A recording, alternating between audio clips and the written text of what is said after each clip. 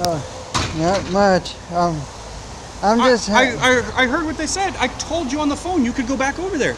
I know, and we're still getting pretty much harassed. By who? Well, No, you're fine. First it was Deputy. That's Captain Morgan, sir. You got to do what you got to do. First it was Deputy Lopez, and then I talked to the sergeant over him, and he's even said that no one cannot be over there.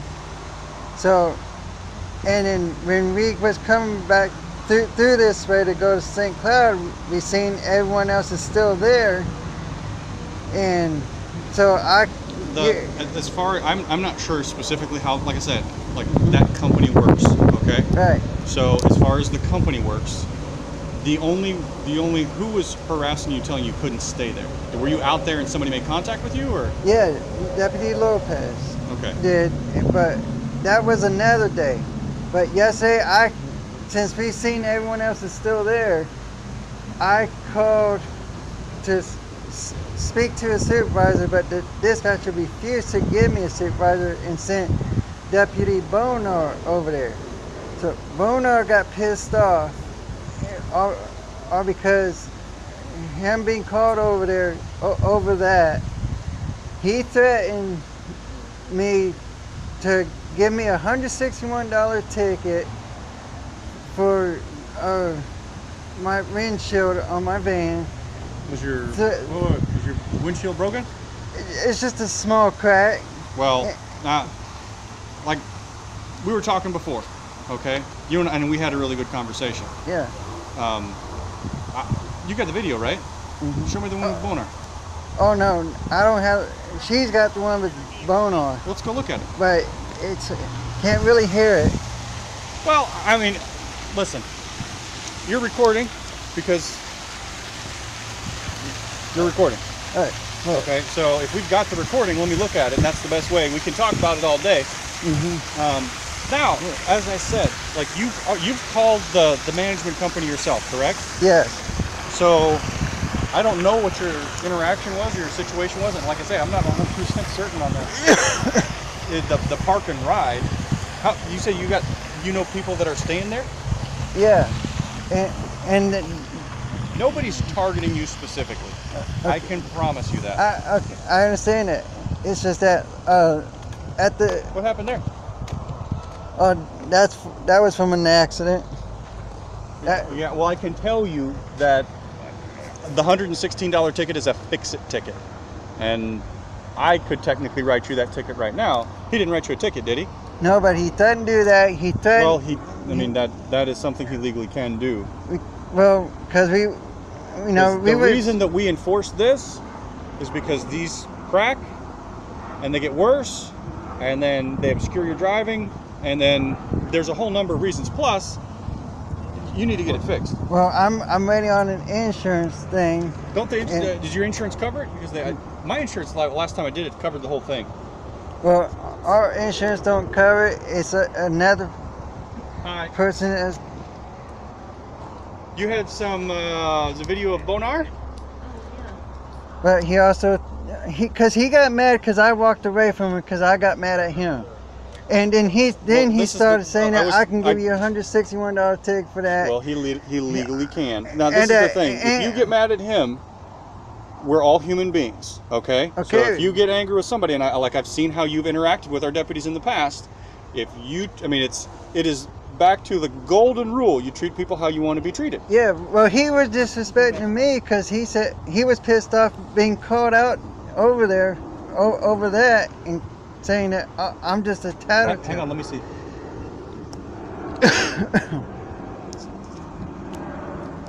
you have any audio, or is that as high as it goes? That's as high as it goes. Because I was sitting right here when they were outside.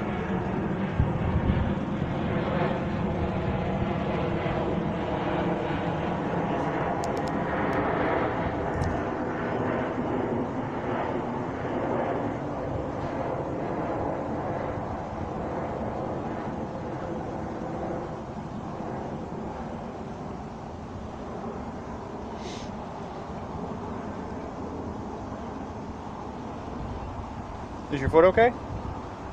Oh, it's just a little bit of pain here and there.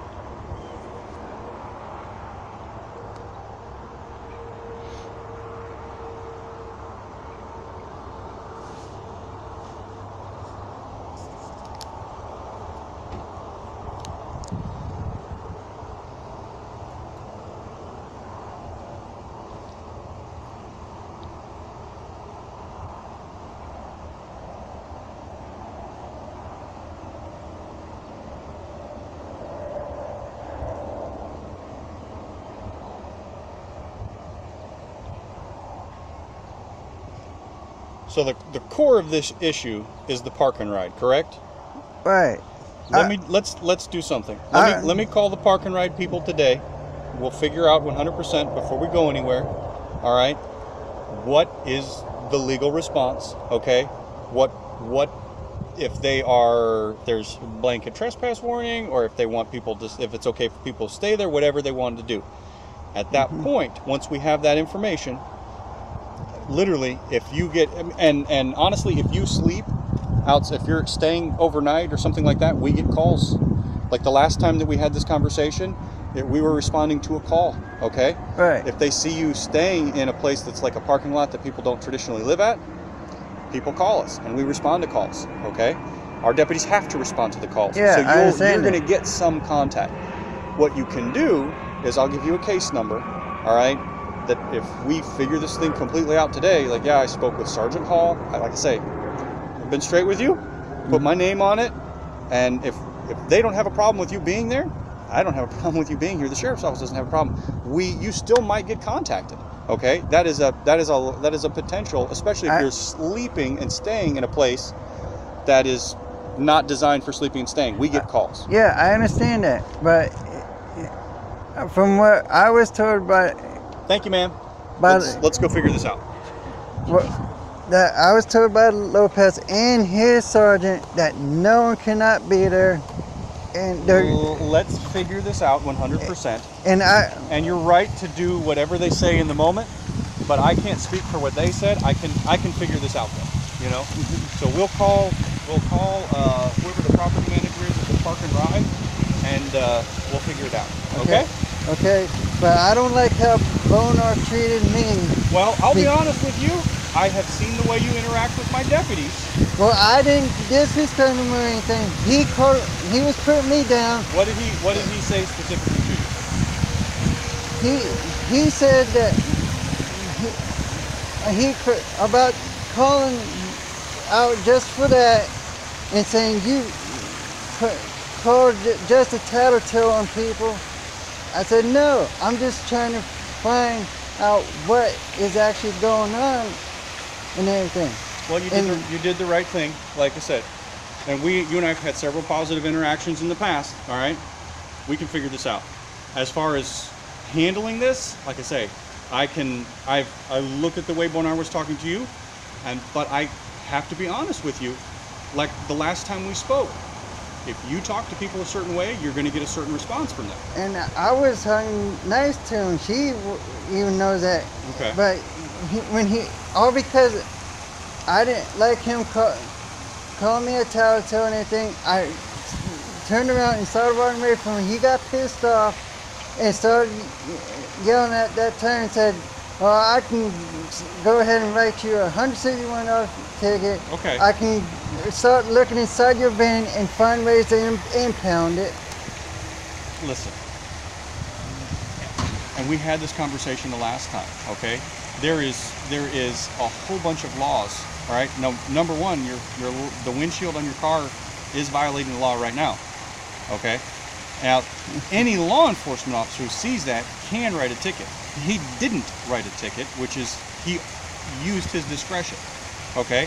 When you walk away from someone, that is generally a sign of disrespect, is it not? You're a grown man. Talk to me. Is that a sign of disrespect to somebody when you walk away from them? It ain't disrespect, because if... I'll tell you what. Is it better for me to walk away or I do something stupid that I would regret? No, you're right, but at that point, I tell you what, if I'm talking with you and we're two adults, we're having a conversation, a productive conversation, and we're going to figure this out. I'm going to make sure that you're satisfied, but before you leave today, I don't know if you're going to be satisfied, but we'll get you some answers, okay? But if I'm talking with you and you walk away, like if I'm just like this and I just walk away from you, yeah, you are going to elicit a certain response, okay? Well, I'll be honest with you. And like I said, I did that because he was mad about being there over that and called me a tattletale, and he said, and you know, he pretty much said, well, you don't need to worry about other people, worry about yourself and all this. And I was like, well, I'm not worried about it. I just want to know why things are happening to us and everyone else. Mr. Stacy, I don't know. I don't know why anybody, I don't know of any law enforcement officer that would ever have a personal grudge. Nobody has a personal grudge against you, okay? Nobody's coming up here to do anything to you specifically. Now, like I said, if we get calls, and maybe it's like, I have been to places where, you know, we have people speeding and we pull over one person for speeding and the person's like, hey, this is not fair, everybody else is speeding too. We can only catch one, okay? Well, yeah, I know in that situation. In these situations where we get called to one person, and like I told you, I showed you the call.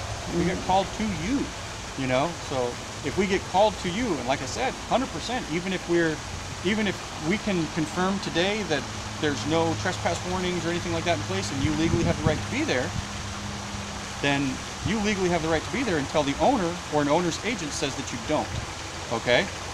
Now, that being said, if the sheriff's office will still respond to calls, so you still might have interaction. If you have, like, I think we have always had, you and I have had at least good interactions, right? Yeah. You've been respectful, I'm respectful, okay? But I'm not trying to tell you or move you or ask you or investigate anything. We're just having conversations to people. Right. You have to understand, my guys, when they're talking to you about something, we have to go make sure, number one, that we're called there for something, we do whatever they're called for, you know? So not that people call us and if you know of anybody that's specifically calling on you and you think somebody has a grudge against you, that might be something different, we can investigate. You know what I mean? We can look into those things. There's a lot of different avenues we can take things, but we still have a job to do to investigate. I mean, even if it's something like, we get calls all the time, that, hey, somebody's sitting on the side of the road, can you go check on them? Yeah, we'll go check on them.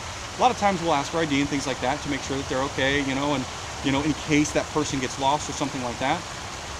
Right. And depending on how you interact with those people, you'll probably get a very similar response back. Okay? Let's figure this out for you, okay? We got two spots. You can either hang out right here or you can hang out in here. I'll wait right here. You sure? Yeah. Okay. Hang out right there. I'm going to get a phone number. I'm going to call these people, see about it, get us some confirmation, all right? Okay. You need anything? No, thanks. All right, I'll be right back.